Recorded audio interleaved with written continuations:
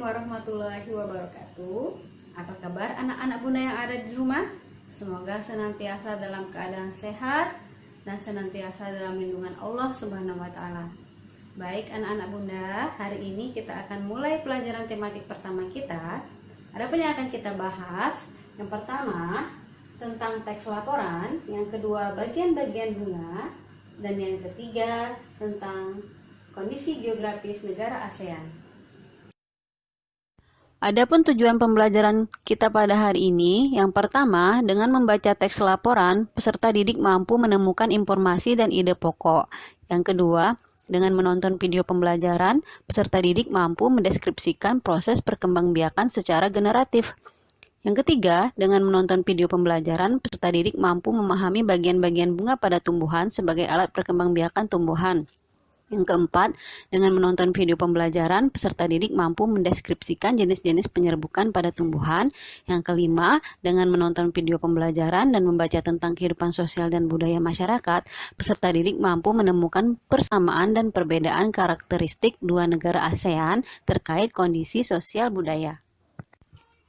Apa yang kalian ketahui tentang tanaman ini? Apa manfaatnya dalam kehidupanmu? Apa yang ingin kalian ketahui tentang tumbuhan sebagai sumber makanan? Perhatikan gambar berikut ini.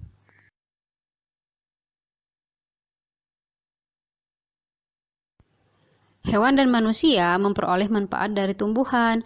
Manfaat tumbuhan bagi manusia antara lain sumber energi bagi manusia, sumber vitamin untuk menjaga kesehatan tubuh, sumber oksigen untuk bernafas, pengikat air tanah, peneduh dan memperindah kehidupan di bumi. Manfaat tumbuhan bagi hewan yaitu sebagai sumber energi bagi hewan. Tumbuhan merupakan sumber bagi kehidupan manusia dan hewan. Tumbuhan adalah produsen penghasil cadangan makanan dan sumber oksigen untuk bernafas dan melindungi bumi dari sengatan sinar matahari. Beberapa hal yang akan terjadi jika tidak ada tumbuhan adalah manusia dan hewan tidak memiliki sumber makanan dan bumi akan gersang sehingga kehidupan akan berakhir. Bacalah teks berikut ini.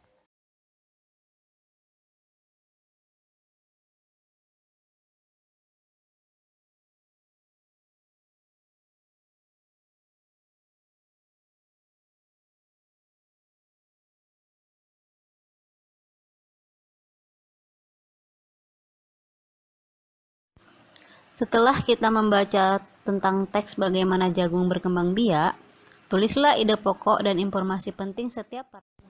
Bunda beri contoh untuk paragraf pertama. Jagung merupakan salah satu tanaman yang dijadikan bahan makanan pokok di berbagai tempat, salah satunya Indonesia. Paragraf kedua, seorang petani jagung memulai pembiakan tanamannya dengan menanam biji jagung. Nah, Ananda sekalian, cari ya ide pokok untuk paragraf selanjutnya. Setelah ini kita akan melihat bagian-bagian bunga lengkap yang disebut juga dengan perkembangbiakan generatif, yaitu perkembangbiakan yang terjadi secara kawin dengan proses penyerbukan dan pembuahan.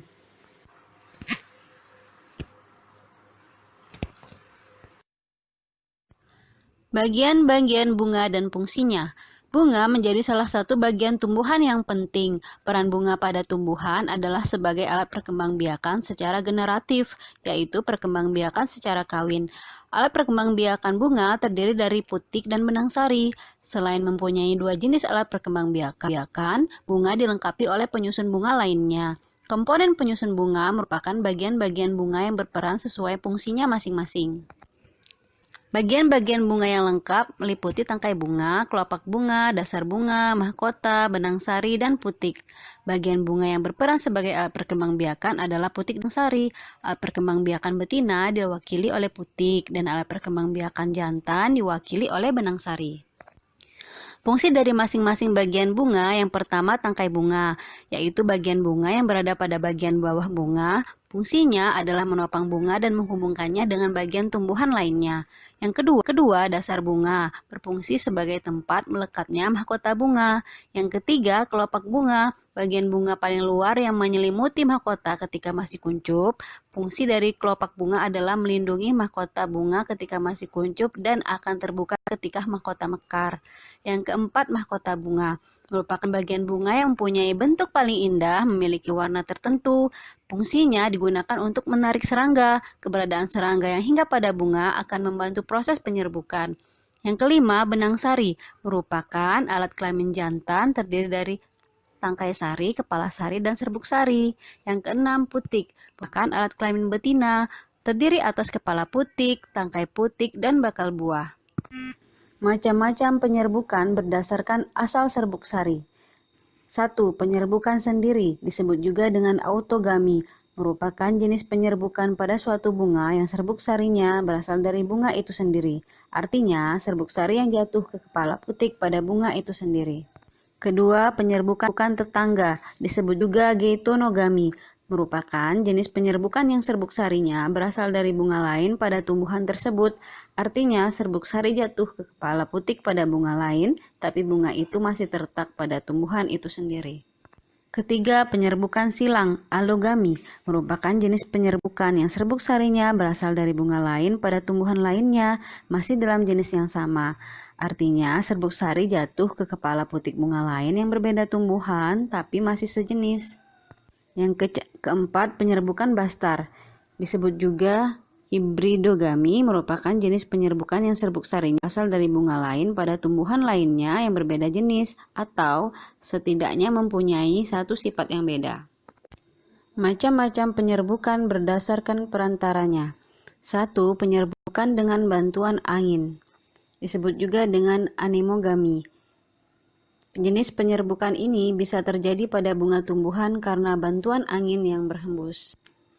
Penyerbukan dengan bantuan hewan, disebut juga dengan zoidiogami atau zoidofili. Jenis penyerbukan ini bisa terjadi pada bunga tumbuhan karena bantuan hewan seperti kupu-kupu, lebah, kelelawar, siput, burung, atau serangga lainnya. Penyerbukan dengan bantuan air, hidrogami, disebut juga dengan istilah hidrogami karena penyerbukan ini terjadi pada bunga tumbuhan yang disebabkan oleh air yang membuat serbuk sari jatuh ke kepala putik. Yang keempat, penyerbukan dengan bantuan manusia, disebut juga dengan antropogami atau antrofofil. Jenis penyerbukan ini bisa terjadi pada bagian bunga tumbuhan karena campur tangan manusia. Bunga yang indah bukan hanya tumbuh di Indonesia. Negara-negara lain seperti negara tetangga pun memiliki bunga yang cantik karena kondisi geografis yang hampir sama. Bunga yang tumbuh tidak jauh berbeda jenisnya. Banyak negara yang memiliki persamaan dalam kehidupan sosial budaya. Oleh karena itu, mereka menggabungkan dirinya dalam suatu organisasi yang bernama ASEAN, yaitu Persatuan Negara-Negara Se-Asia Tenggara. Merupakan organisasi internasional regional penting yang berada di Asia dengan luas kawasan lebih dari 5 juta kilometer dan jumlah penduduk lebih dari 600 juta jiwa. Ini merupakan kawasan yang besar dengan potensi yang besar juga. Berikut ini adalah 10 negara ASEAN tersebut. Yang pertama Indonesia, ibu kotanya Jakarta. Yang kedua Malaysia, ibu kotanya Kuala Lumpur. Yang ketiga Singapura, ibu kotanya Singapura. Yang keempat Thailand, ibu kotanya Bangkok. Yang kelima Filipina, ibu kotanya Manila. Yang keenam Brunei Darussalam, ibu kotanya Bandar Seri Begawan. Yang ketujuh Myanmar, ibu kotanya Naypyidaw. Yang kedelapan Vietnam, ibu kotanya Hanoi. Yang kesembilan Laos, ibu kotanya Vientiane. Yang ke-10 Kamboja, ibu kotanya Phnom Penh. Keunikan negara-negara ASEAN mulai dari kondisi geografis, bunga, hingga kebudayaannya merupakan suatu anugerah dari Allah. Pilihlah 2 negara ASEAN, carilah perbedaan dan persamaan karakteristiknya dari kedua negara tersebut, mulai dari tumbuhan yang hidup, khususnya bunga, yang menjadi ciri khas negara dan kondisi sosial budaya mereka. Kamu bisa menyebutkan nama bunga, nama sebutan apabila ada, manfaat, dan tempat tumbuh. Nah, sekarang tulislah pemikiranmu tentang karakteristik negara pada diagram pen yang telah disiapkan. Perhatikan caranya berikut ini. Pertama, tentukan dua negara yang akan kamu cari informasinya lebih dalam lagi. Tulislah di kotak yang telah tersedia. Yang kedua, tulis masing-masing karakteristiknya di lingkaran sesuai dengan negaranya. Yang ketiga, di tengah lingkaran kamu dapat menuliskan persamaan karakteristik yang dimiliki oleh kedua negara. Nah, ini adalah contoh karakteristik antara dua negara, yaitu negara Indonesia dan Singapura dalam bentuk diagram pen. Sekian dulu dari Bunda. Untuk tugas yang sudah dikerjakan, silahkan dikumpul melalui WA Japri ke Bunda, dan jika ada pertanyaan, silahkan juga Japri ke Bunda.